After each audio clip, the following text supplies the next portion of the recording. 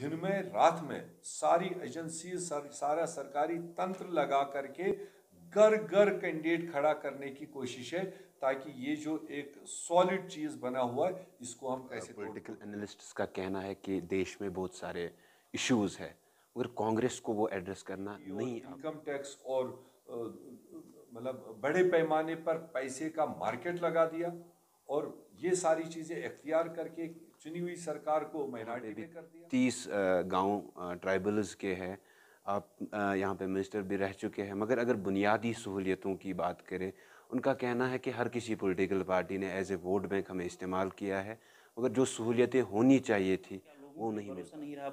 कांग्रेस कमजोर है, ये इनका बनाया था देश ने, जो मात्र कुछ लाख करोड़ में। सियासत की कथा है, इसमें कब दुश्मन दोस्त हो जाए और दुश्मन कब दोस्त बन जाए, इसी तरह की कथा सुनने के लिए आज मेरे साथ मौजूद है कांग्रेस के सीनियर और कदावर नेता गुलाम अहमद मीर साहब, जो मिनिस्टर भी रह चुके हैं और पीसीसी चीफ भी रह चुके हैं। सर, पहले आपका खैर मकदम करना चाहेंगे। जिस तरह से बातें हो रही है कि कांग्रेस पार्टी दिन ब दिन पूरे मुल्क में डिक्लाइन हो रही है, वोट शेयर कम हो रहा है, किस नज़रिए से आप देखते हैं?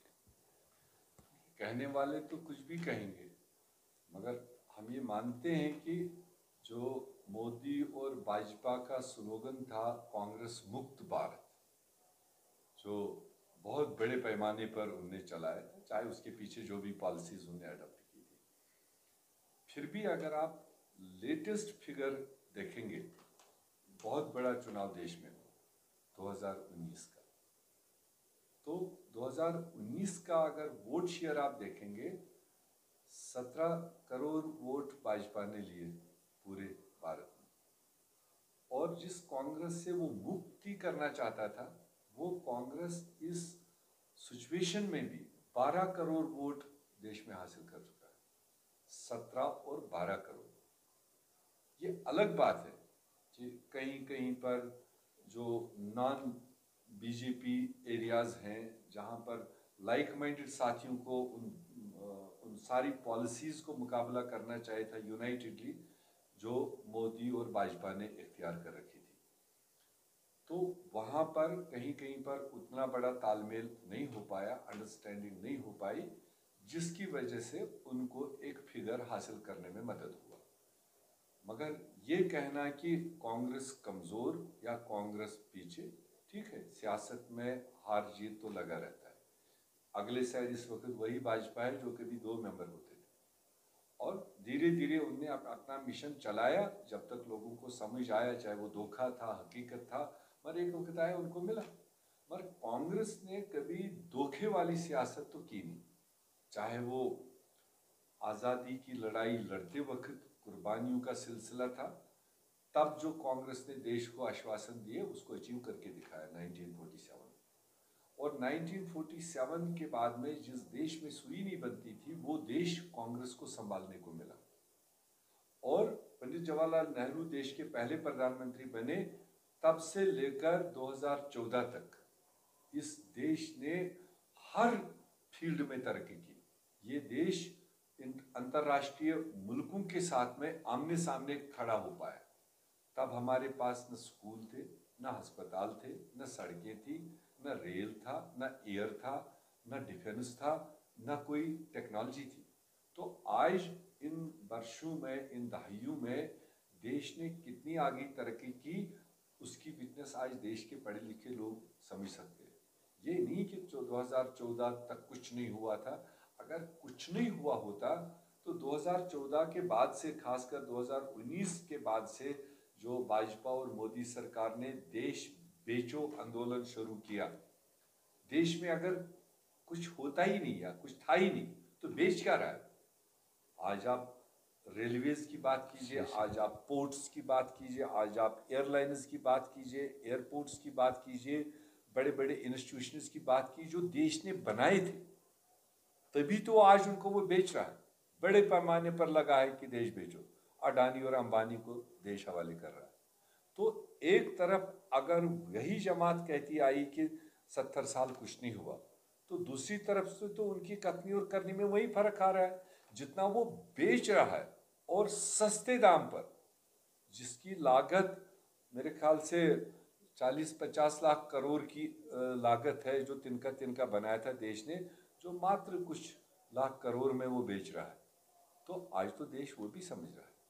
इसलिए कांग्रेस कमजोर है ये हम नहीं मानते। हाँ, कई बार अपोजिट को ऐसा झूठा पुनिंदा बना लेता है, लोग थोड़ी देर, या चेंजेस भी कई बार लोग चाहते हैं। जब कंटिन्यू कोई एक पर्सन हो, कोई एक पार्टी हो, पावर में हो, वो कितने भी अच्छे काम किए हो, तो एक स्टेज आता है कि लोग कहते चलो ये दूसरा भी देखेंगे, ये इतनी देर से कह रहा है।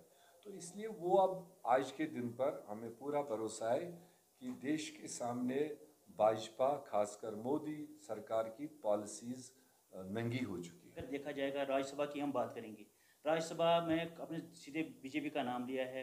कांग्रेस बीजेपी से मात खा चुकी है हर जगह पे, बहुत सारी जगहों पे। आखिर क्या वजूहत है? क्या लोगों पे भरोसा नहीं रहा अब कांग्रेस पे? नहीं, ऐसा नहीं है। देखो, एक हो गया कि जहां हमारा नंबर ही नहीं है, रिक्वायर्ड नंबर राज्यसभा के लिए होता है जो डिवीजन के बाद में होता है, रिक्वायर्ड नंबर नहीं है। कई जगह पर 30 एमएलए पर राज्यसभा एमपी बनता है, और हमारे वहाँ असेंबली में 30 मेंबर है ही नहीं। हमारे 25 है, 22 है, 27 है, एक्चुअल फिगर नहीं है। तो वहाँ पर हम कैंडिडेट खड़ा ही ना करें ये सोच कर के हमारे पास 30 है और अगले अपोनेंट के पास 31 है, फिर तो हम घर बैठ के मान ही रहे हैं कि 31 उन्हीं का राज्यसभा बने। मगर राजनीति कहती है कि आपको अपना दावा ठोकना है, और कई बार हम 27 से 30 भी हुए, कई बार हम 31 से 27 पर भी आए। और उसके लिए कौन सी मशीनरीज आजकल इस्तेमाल की जा रही है, उस तरह के नुमाइंदों को खरीद फरोख्त में, वो आपके सामने खुला है। उन्होंने तो बड़ी बड़ी सरकारें, चुनी हुई सरकारें गिराने का मतलब सिलसिला चला है। चाहे मध्य प्रदेश से आप शुरू कीजिए, चाहे कर्नाटका में हमारी सरकार थी जो उन्होंने खरीद फरोख्त करके डाल दी। गोवा में पिछली बार जिस तरह से हमारी मेजॉरिटी थी उसको उन्होंने अपने हाथ में किया। अभी रिसेंटली आपने महाराष्ट्र में देखा, एक बनी बनाई कॉम्बिनेशन थी, और ईडी और इनकम टैक्स और मतलब बड़े पैमाने पर पैसे का मार्केट लगा दिया, और ये सारी चीज़ें इख्तियार करके चुनी हुई सरकार को माइनॉरिटी में कर दिया और दूसरी साइड ले लिया। उसको आप कमज़ोरी नहीं कह सकते। मगर आज तक जमहूरियत में इस तरह के एजेंसीज और इस तरह के हथियार इस्तेमाल नहीं होते थे कि खरीद फरोख्त के लिए। आइडियोलॉजिकली कई बार आदमी इधर से उधर जाता है, कई बार इधर की पॉलिसीज पसंद नहीं आती, लीडरशिप पसंद नहीं आती है, तो उठ करके बाज़ाब्ता बोलचाल करके कहता है मैं यहाँ से निकल रहा हूँ फलानी जगह। मगर इस तरह के एजेंसीज का और ये सारे तंत्र इस्तेमाल करके लोगों को उठक बैठक कराया जाए, ये शायद देश पहली बार देखे। मीर साहब, पॉलिटिकल एनालिस्ट्स का कहना है कि देश में बहुत सारे इश्यूज है, मगर कांग्रेस को वो एड्रेस करना नहीं आ पाता है। जब एड्रेस करता है तो तब कहता है कि ये इसलिए। अभी आपने देखा, कांग्रेस तो लगातार इश्यूज पर बोलती रही, और कांग्रेस ही अकेली पार्टी है जो मोदी सरकार के सामने अवाम के इश्यूज को खड़ा करती रही। अगर आप 2014 से 19 के बीच में देखेंगे, कांग्रेस पार्टी ने राहुल गांधी के क़यादत में 5 मोदी सरकार के खामियों को उठाया। नंबर 1, किसानों की हत्या, ये एक बड़ा मुद्दा था। नंबर 2, अनएम्प्लॉयमेंट, 2 करोड़ सालाना नौकरियों का वादा था, और मिला कुल 36 लाख नौकरियां 5 साल में। और ये मुद्दा राहुल गांधी ने उठाया। नौजवानों के साथ धोखा, मोदी का जुमला, वो खड़ा हुआ। राफेल का मामला आया, वो राहुल गांधी ने उठाया बड़े पैमाने पर। उसमें जो हेर फेर हुआ, जो जहाज मनमोहन सिंह ने 550 करोड़ रुपए में तय किया हुआ था उसी फर्म में, उसी कंट्री में, उसको अगले 7 महीने के बाद आप 1100 करोड़ में खरीद रहे हैं। एक बहुत बड़ा मामला वो था, देश ने उसको एंडोर्स किया। उसी तरह से जीएसटी जिस तरह से लगाया, जो देश की डिमांड थी एक यूनिफॉर्म जीएसटी, उसको आपने 5 सिलेबस बना दिए। मैं तब की बात कर रहा हूँ, पिछले 5 टर्म। जिस तरह से आपने देश के गरीबों को रातों रात मतलब इस हालत में डाल दिया कि हमारी गरीब महिलाओं के पास में जो छोटा मोटा अमाउंट अपने परिवार से छुपा के रखती थी, घर गृहस्थी से बचा के रखती थी, उसको आपने नंगा कर दिया। जो गरीब लोग जिनको बैंक अकाउंट का नाम का पता ही नहीं होता था, मैं उन दिनों मैंने देखा कि मेरे सामने एक बच्चे की मौत हुई जम्मू कश्मीर के अंदर ही बकरवाल तबके से था, और उनका कोई बैंक से कोई लेना देना नहीं। साल भर चराई करते हैं और साल के मिडल में कहीं 10-20 भेड़ू बेचते हैं, उनके पास 2-5 लाख रुपए आता है, उसको साल भर खर्चा करते हैं। आपने बात की वो बच्चा, वो बाप उस बच्चे को इलाज नहीं कर पाया क्योंकि डिमोनेटाइजेशन आ चुका था, उसके पास पुरानी करेंसी, वो नई करेंसी में कोई ले नहीं रहा और अकाउंट नहीं था। विद द रिजल्ट 21 साल के बच्चे की मौत एक बाप के गोद में हुई। ये तो उसने देश की हालत बनाई। मीर साहब, जम्मू कश्मीर की बात करते हैं। जम्मू कश्मीर का जो पॉलिटिकल सिनेरियो आजकल चल रहा है, कहाँ पे आप देख रहे हो? नहीं, सिनेरियो ठीक है, कोशिश तो भाजपा की, सेंट्रल गवर्नमेंट की है कि यहाँ पर तोड़ फोड़ करो। जो यहाँ ट्रेडिशनल लोग किसी न किसी एक पार्टी को, उसकी क़यादत को, उसके प्रोग्राम को पसंद करके आज तक वही रहा कि किसी न किसी पार्टी को मेजॉरिटी देकर स्टेबिलिटी के साथ सरकार देते थे। मगर आज पहले से ही कोशिश है सेंट्रल गवर्नमेंट की, खासकर प्राइम मिनिस्टर की, उनकी पार्टी की, कि जितना यहाँ डिसइंटीग्रेशन हो, कोई सॉलिड पार्टी मैदान में आए ही ना और किसी को सॉलिड वोट मिले ही ना। जिनका जहाँ पर, जिन पार्टियों का, जिन नॉन बीजेपी कैंडिडेट्स का जहाँ पर अपना इन्फ्लुएंस बना हुआ है, वो उसी इन्फ्लुएंस को ब्रेकअप करने में लगे। वो दिन में रात में सारी एजेंसी, सारा सरकारी तंत्र लगा करके घर घर कैंडिडेट खड़ा करने की कोशिश है, ताकि ये जो एक सॉलिड चीज़ बना हुआ है, इसको हम कैसे तोड़ फोड़ करें और अपनी गेम वो निकालने की कोशिश करें। मगर हमें भरोसा है जम्मू कश्मीर के लोग, इक्तिसादी तौर पर हम पसमानदा हो सकते हैं, मगर सियासी तौर पर जम्मू कश्मीर के लोग बहुत सियाने हैं। कितने भी तंत्र मोदी इख्तियार करेगा, अल्टीमेटली जब उनको हिम्मत होगी चुनाव कराने की, यहाँ पर जम्मू कश्मीर के लोग एक सॉलिड मैंडेट देंगे और एक मजबूत मैंडेट देंगे जो 5 साल जम्मू कश्मीर की खिदमत करेगा। मीर साहब, आपने अभी बात की कि डिमोनेटाइजेशन जो हो गई यहाँ पे, इन्होंने बोला था काला धन वापस आएगा। क्या ये इनका फैसला किस हद तक सही था? गलत तो कहाँ, काला धन वापस आने का आपको आंकड़ा रिजर्व बैंक से होगा। 16 लाख करोड़ कुल मिलाकर इंडियन करेंसी मार्केट में थी जो रिजर्व बैंक ने छापी थी। तो उसका मतलब है अगर काला धन में वो बदला है, तो जब आपने डिमोनेटाइजेशन किया, फिर वो 16 लाख करोड़ में से 12 लाख करोड़ आएगा, 10 लाख करोड़ आएगा, बाकी पैसा वापस नहीं आएगा क्योंकि वो देश में है ही नहीं, वो बदल चुका है। मगर हुआ क्या, by the end of the deadline ये 98% जो इंडियन करेंसी थी वो इंडियन रिजर्व बैंक में वापस आई। तो उसमें तो खोखला मोदी हो गया। अगर ये पैसा बाहर होता, कहीं जमीन में दबा होता प्रिंटिंग के बाद में, तो वो वापस नहीं आता। और ये कमाल है कि किसी देश ने 98%, मतलब गरीब से गरीब आदमी से अमीर आदमी के पास में जो था, उसने वो बैंक में ट्रांजैक्शन चेंज किया। तो उसमें तो उसको मुंह की खानी पड़ी। जो उसने कहा था विदेशों में इतना काला पैसा है और मैं वो वापस लाऊंगा, देशवासियों को, एक एक आदमी को 15-15 लाख रुपए अकाउंट में आ सकते हैं, इतना पैसा है। तो फिर कहाँ गया वो जुमला? 98% जो करेंसी थी वो इसके पास वापस आ गई। तो उस पर क्यों नहीं बोला? क्यों देश को आपने इस तरह से छोटे व्यापारियों को परेशान कर दिया? देश को आगे बढ़ाता है छोटा व्यापारी, बड़ा व्यापारी तो अपने आप को बढ़ाता है। जो परचून लोग होते हैं, जो गली कोचे में काम करने वाले होते हैं, वो एम्प्लॉयमेंट भी पैदा करते हैं, वो पैसा भी सरकार को देते हैं। मेरे साहब, उनको तोड़ दिया। अभी हाल सोनिया जी को ईडी द्वारा टारगेट किया गया था। क्या आपको लगता है कि एक प्रोपेगेंडा है आवाज़ दबाने की? वो फ्रॉड है, वो उनकी तरफ से एक फ्रॉड है। वो एक कोशिश है उनकी कि यही एक खानदान है, यही एक पार्टी है जो हमारे सामने मुकाबला कर रही है।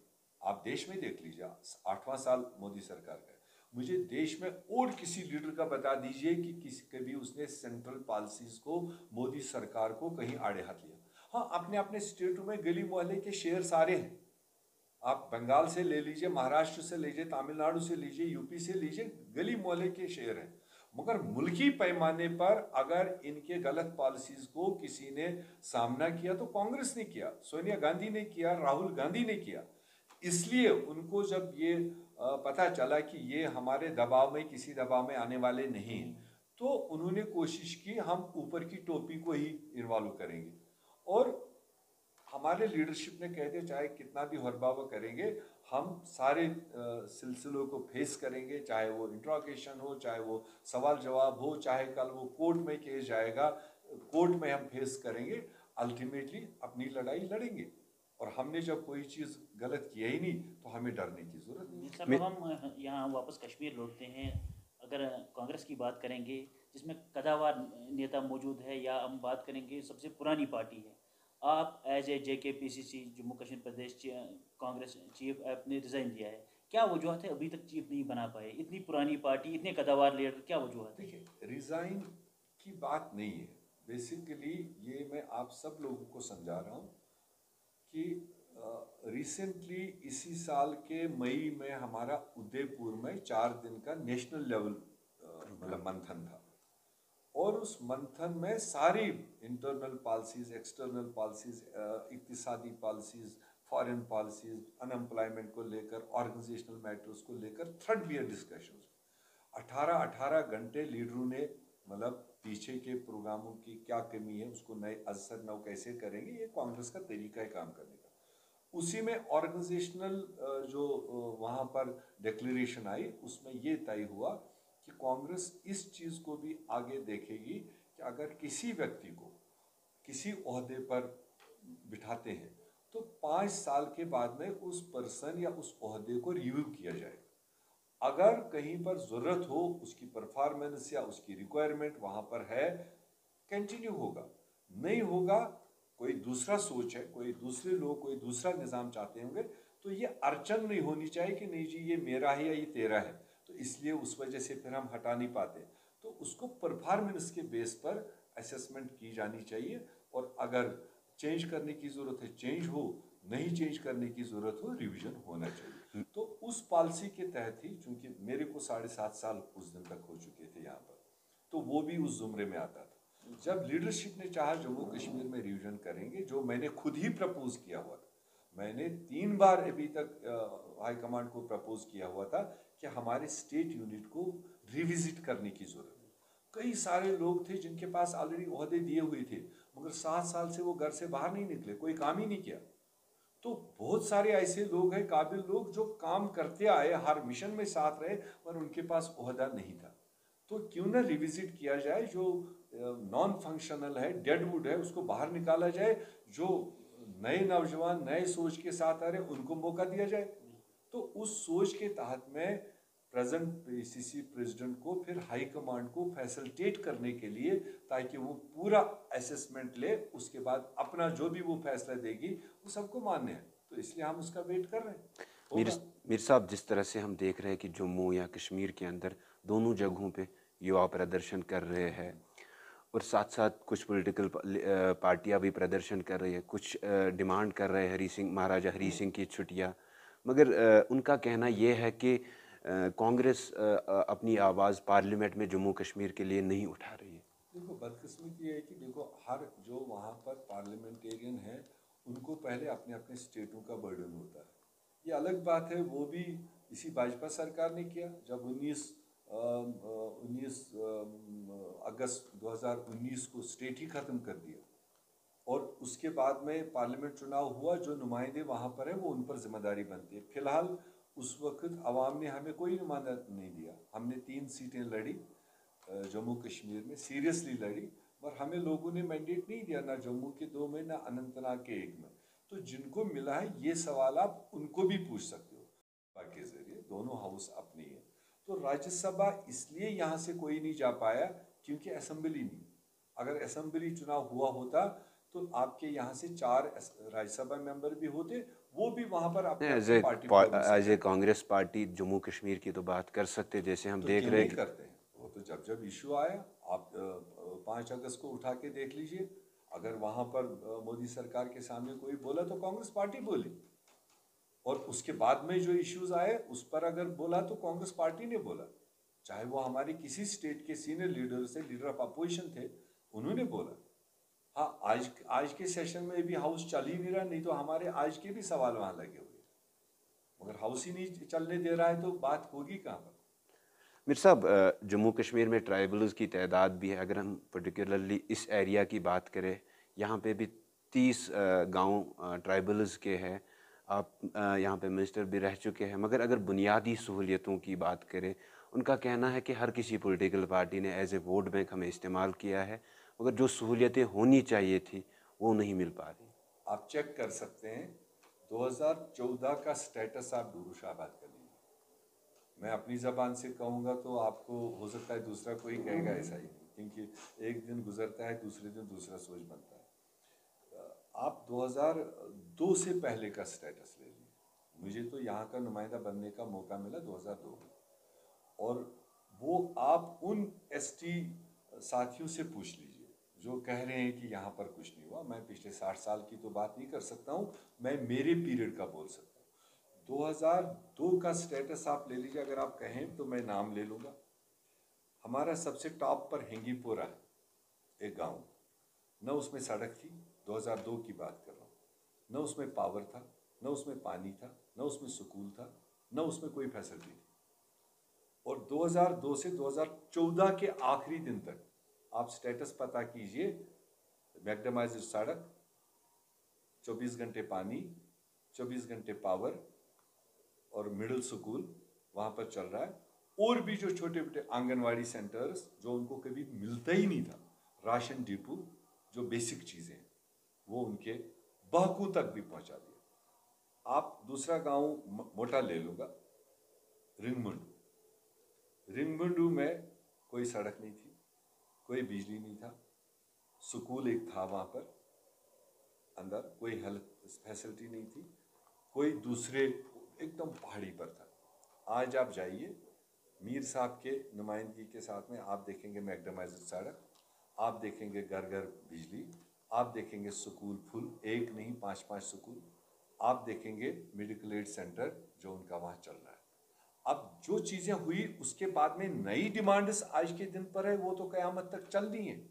जैसे जैसे बस्तियाँ बढ़ेंगी, जैसे जैसे ज़माना आगे बढ़ेगा, नए सोच की डिमांड्स आएंगी, वो हम नहीं कह सकते। मगर आपने देखना है 2002 में वो क्या था, 2014 में मीर साहब ने कहाँ छोड़ा। मीर साहब आज भी इसी अगर तरह देखा से जाएगा, नहीं, क्योंकि इम्पॉर्टेंट सवाल ने लिया। आप घामडूरा हेरगुवास, 2 और एसटी बस्तियाँ, उनको आप जाकर पूछना 2002 से पहले आपका आटा कैसे जाता था ऊपर, आपका पानी कैसे जाता था, आपका दवा कैसे जाता था, आपकी लश कितनी जलती थी, आपकी लकड़ी कितनी जलती थी।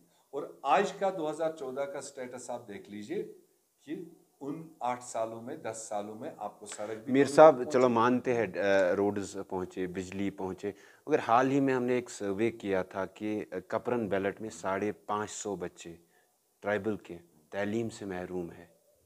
नहीं, वो एक अलग बात है कि तालीम स्कूल जगह जगह पर है, वो अब पेरेंट्स का भी काम है कि अपने बच्चों को स्कूल, हाँ अगर एजुकेशन फैसिलिटी नहीं है, डोर स्टेप पर उनको नहीं है, अपने ही गांव में अवेलेबल नहीं है, तो आप हुक्मरानों को इल्ज़ाम दे सकते हैं। फैसिलिटी घर में हो, मास्टर उन्हीं के, रहबर तालीम में उन्हीं के लोकल मास्टर है, दर्जनों मास्टर हमने लगाए। यहाँ तक कि उस कपरन बेल्ट में अगर 10वीं पास कोई लड़का था तो मैं आपको रिकॉर्ड दिखा दूंगा, ओवरनाइट 10वीं पास लड़कों के साथ पोस्ट ग्रेजुएट लड़कियों ने, टाउन की लड़कियों ने, इस्लामाबाद की लड़कियों ने रातों रात शादी की, क्योंकि दूसरे दिन वहाँ 5 पोस्ट निकले थे, वहाँ 10 के अलावा कोई लड़का कोई लड़की नहीं थी लोकल। रात भर शादी की और सुबह उसने वहाँ निकाहनामा दिया कि मैं यहाँ की बहू हूँ।